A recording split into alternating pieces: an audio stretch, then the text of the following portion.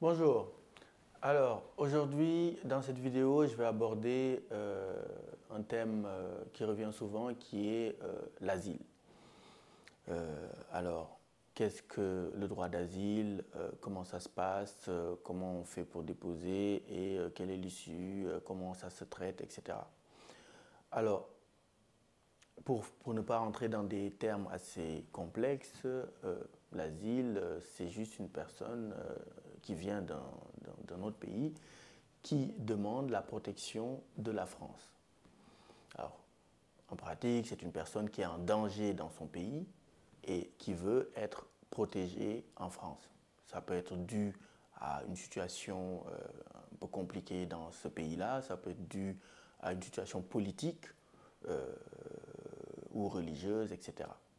Donc, ce sont des personnes qui demandent la protection. C'est pour ça que la France peut leur accorder le statut de réfugiés ou bien la protection subsidiaire.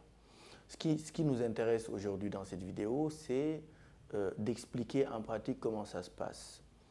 Alors, en général, lorsque vous arrivez en France pour demander l'asile, il faut le faire très rapidement. Okay? Maximum dans les 3 premiers mois, c'est mieux. Alors, le dépôt, ça se fait en préfecture. Sauf que en Île-de-France notamment, normalement, il y avait des pré-accueils. C'est-à-dire, il y avait des associations comme France Terre d'Asile où vous pouviez aller, comme vous êtes un demandeur d'asile et que vous n'avez pas de logement, etc., on peut vous donner une adresse. Comme ça, vous pouvez de temps en temps venir récupérer votre courrier et suivre votre procédure via cette adresse-là et cette boîte aux lettres. Mais on a mis en place, notamment en Île-de-France, un numéro unique pour pouvoir prendre le rendez-vous. Donc là aussi, à l'instar des rendez-vous en préfecture, il y a un souci parce que c'est un numéro unique où on a des clients qui passent toute la journée à appeler et le numéro sonne dans le vide. Et il faut insister, parfois pendant des jours, parfois des semaines, avant de pouvoir décrocher un créneau et avoir quelqu'un au bout du fil pour pouvoir déposer sa demande. En dehors de l'Île-de-France, c'est moins compliqué parce que vous pouvez avoir accès aux structures de pré-accueil qui vont vous donner une adresse et qui vont vous,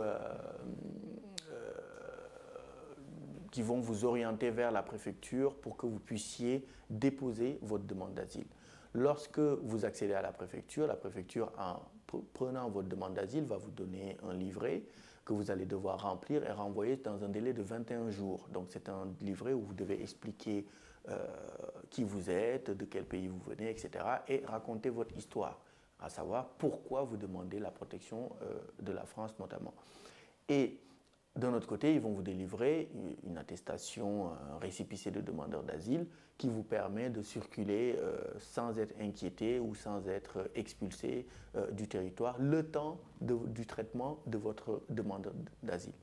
Donc, en général, vous pouvez vous faire accompagner dès cette période par un professionnel du droit qui pourra vous aider à mieux rédiger votre histoire, et mieux la raconter, puisque vous allez subir un entretien auprès de l'OFPRA qui s'occupe des demandeurs d'asile, c'est-à-dire que suite à l'envoi du livret, où vous avez expliqué brièvement ce pourquoi vous demandez la protection, vous allez être reçu par un agent qui va vous poser des questions sur cette histoire pour essayer de voir si ce que vous racontez est crédible ou pas. Et si jamais cet entretien ne se passe pas bien ou bien l'agent a des doutes sur la véracité de vos propos, il peut vous opposer un refus.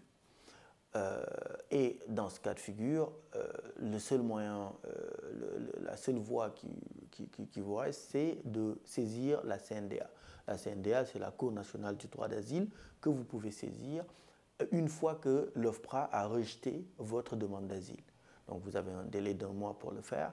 Donc en général, vous pouvez demander l'aide juridictionnelle au niveau de la CNDA pour, si vous n'avez pas les moyens de prendre un avocat, de choisir votre propre avocat, de sorte qu'un avocat peut vous être commis d'office.